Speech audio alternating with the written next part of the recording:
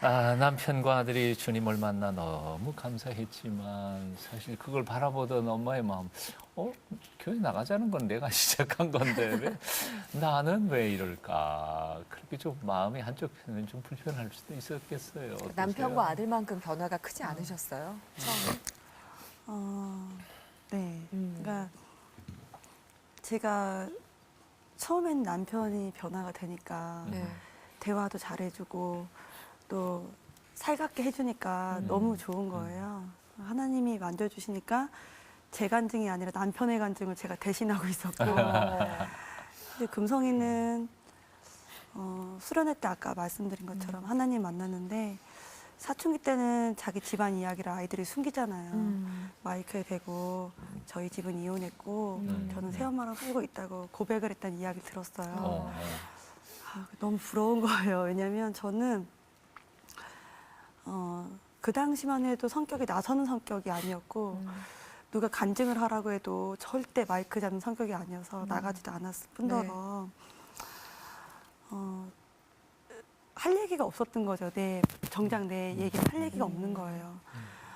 그리고 남편이 어느 날 갑자기 바뀌었고 금성이가 어느 날 갑자기 바뀌었는데 제가 느낄 때는 하나님은 남편의 하나님이고 하나님은 아들의 하나님이지 내 하나님 같이는 느껴지지가 않는 거예요. 그리고 남편은 하나님 만난 이후로부터 지금까지도 그렇거든요. 예수님 십자가에 못 박혀 죽으신 돌아가신 장면, 또 예수님의 사랑이 느껴진 장면이면 지금도 눈물을 흘리고 그 당시에도 그랬어요. 그 예수님 이야기를 하면 너무 신나하고 너무 기뻐하면서 얘기를 하는데 저도 그러고 싶은 거예요. 근데 저는 남편처럼 성격이 그렇게 재밌지도 않고 남편처럼 예수님 생각하면 그렇게 눈물이 뚝뚝 떨어지지도 않은데 언제부터인가 그게 질투가 되더라고요. 부끄럽게도. 네. 누구한테도 말은 못했는데 네. 그냥 살며시 질투가 들어왔어요. 그래서 하나님 저한테 왜 안 오세요? 네. 왜 안 만나주세요? 이런 그러니까 마음 드시죠? 그 사랑의 방법이 여러 가지가 있잖아요. 남편은 그 뜨겁게 오는 사랑을 만난 건데 저는 그거를 바라본 거죠. 나도 그렇게 만났으면 좋겠는데 하나님 왜 나는 그렇게 안 만나줘요.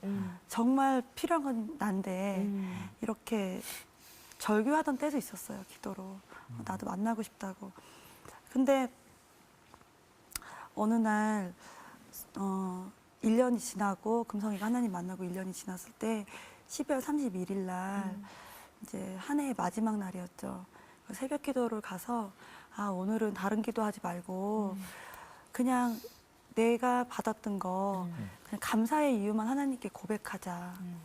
그래서 기도를 했어요. 하나님, 우리 다이 변화시켜 주신 거 감사하고 금성이 변화시켜 주신 거 감사하고 또 어머니가 건강한 거 감사하고 또 남편이 건강한 거 감사하고 쭉 해서 감사의 이유들을 기도하다 보니까 꽤 많더라고요. 네. 없는 줄 알았는데 계속 기도하고 있는데 갑자기 눈물이 흐르고 내 가슴이 뜨거워지면서 하나님이 그러시는 거예요. 내가 생각하지도 못했던 말, 그 모든 변화가 너를 위한 거였단다 이렇게 얘기를 하시는데 제가 너무 충격을 받았어요. 나는 그냥 남편의 하나님, 아들의 하나님인 줄 알았는데 이 모든 변화가 하나님이 나를 위한 변화였고 예비하심이었다는 그 말씀을 듣고 그날 굉장히 많이 울었어요. 네, 그리고 하나님께서 그날 저한테 말씀을 하시는 거예요. 제가 금성이와 다이를 키우면서 이 아이들이 처음에는 의무였지만 이 아이들이 사랑으로 보듬기 시작할 때부터 이 아이들의 아픔이 보이더라고요. 그러면서 하나님 주시는 마음이 그날 기도하면서 저에게 뜨겁게 마음 주신 게 어린 영혼들에 대한 사랑.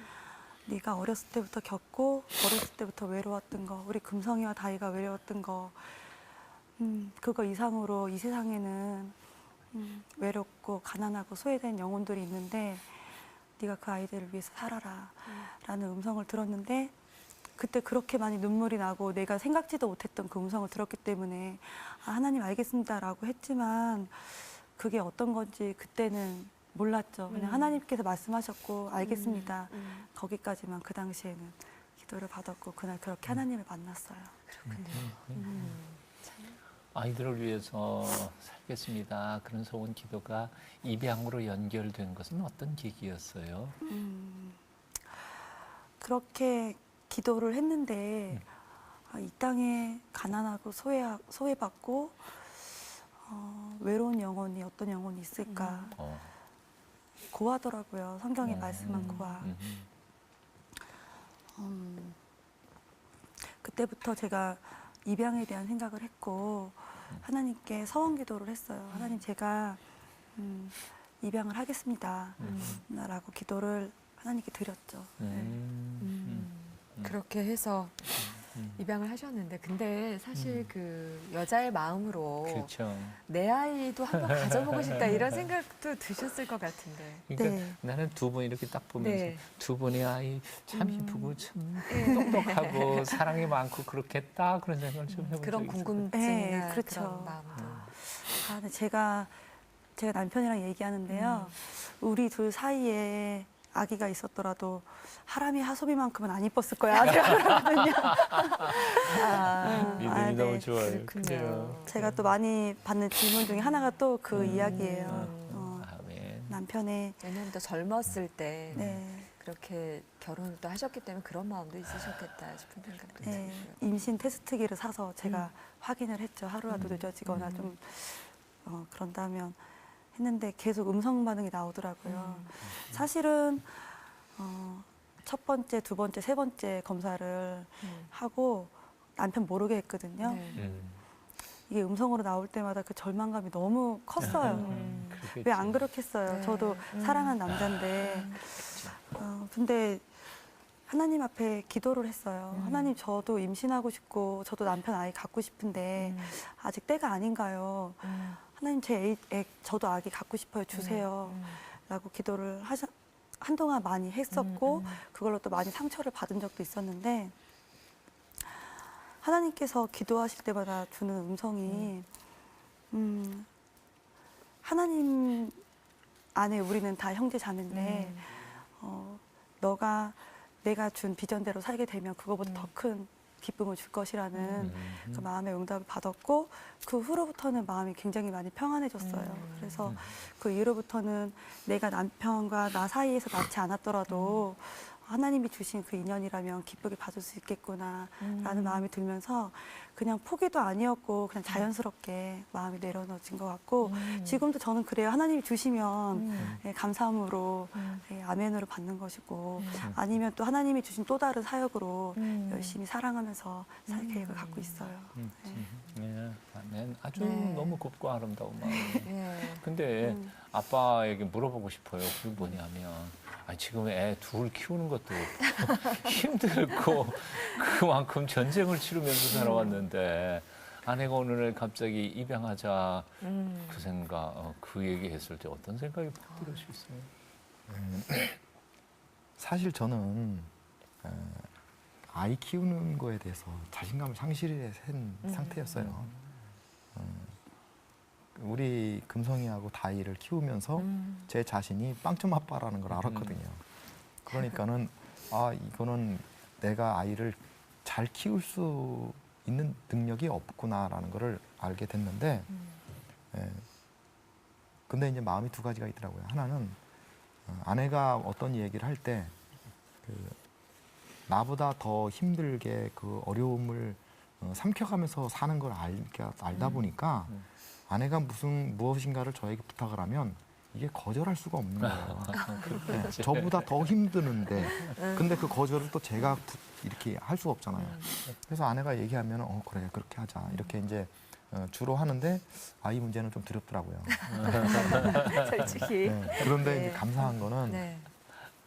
신기하게 예수님 만나서 네.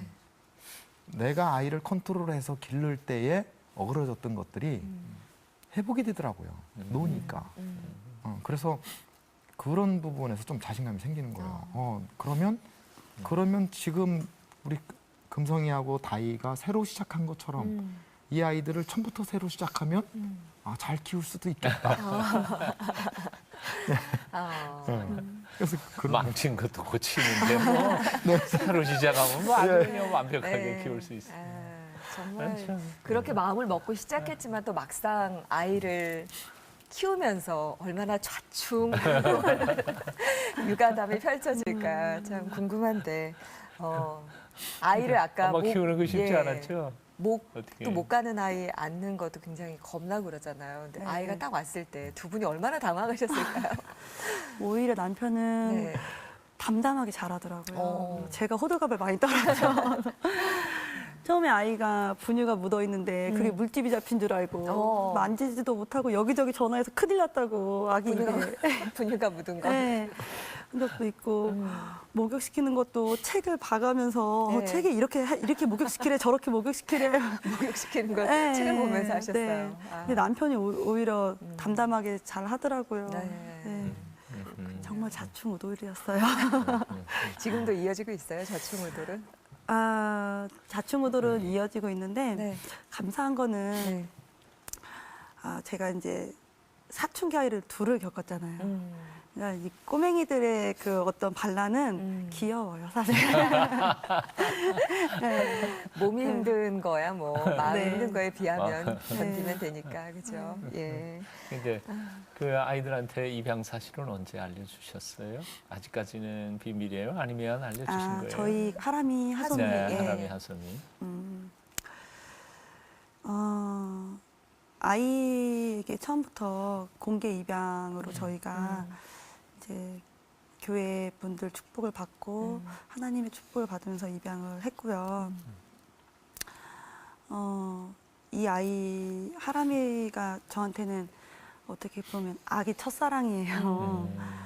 저는 다이를 키우면서도 너무 이 아이 머리 묶어줄 때 너무 예뻤는데 하람이를 키워보니까 내가 이 어린 생명을 안아보지 않고 죽었더라면 참 인생 후회하지 않았을까 하는 생각이 들 정도로 너무 이 아이가 예쁘고 저에게 주는 그 기쁨이 너무 큰 거예요. 정말 저희 남편이 저보고 웃었는데 아무도 저를 안 쳐다보는데 일부러 유모차를 끌고 병원 갈 일도 없는데 병원 갔다 오고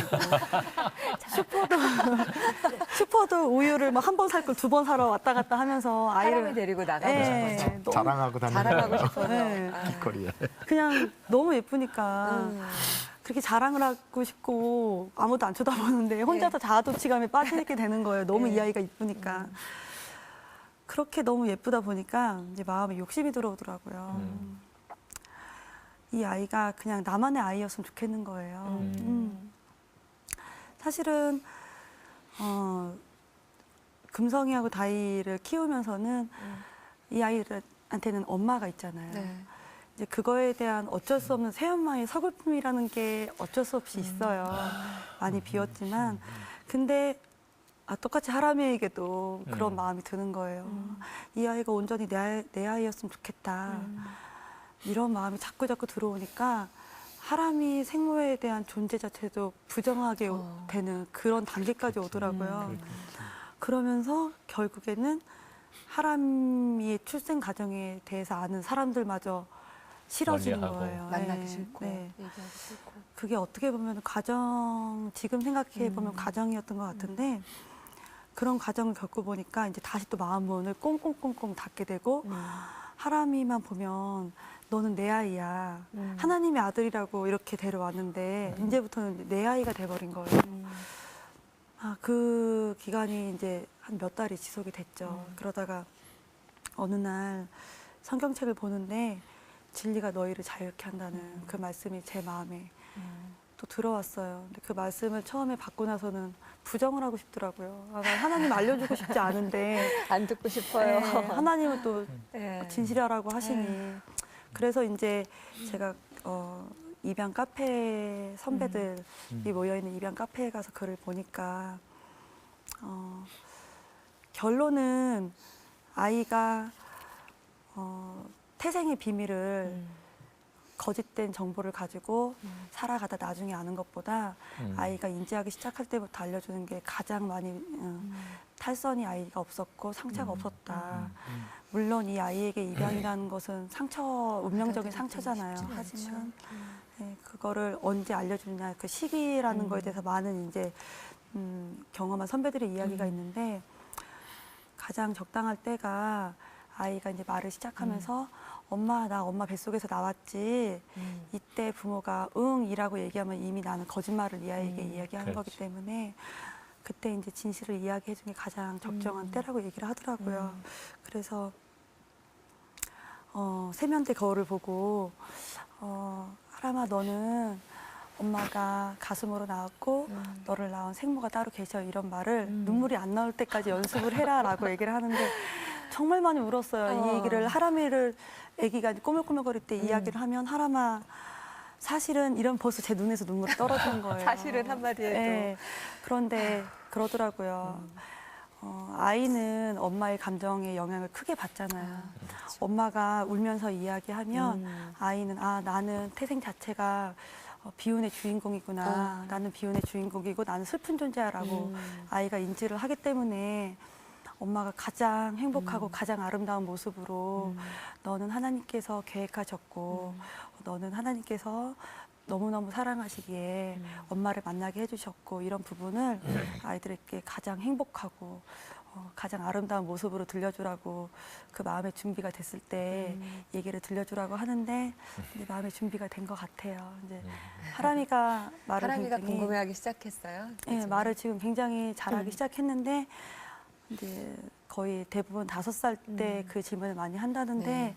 지금 상태를 봐서는 아마 곧 오지 않을까 생각하고 있어요. 아유, 네. 엄마가 그 연습하면서 또 얼마나 또 울고 그 마음에 있었을까. 열심히 배우시네요. 네. 열심히 배워가시는 것 같아요. 네.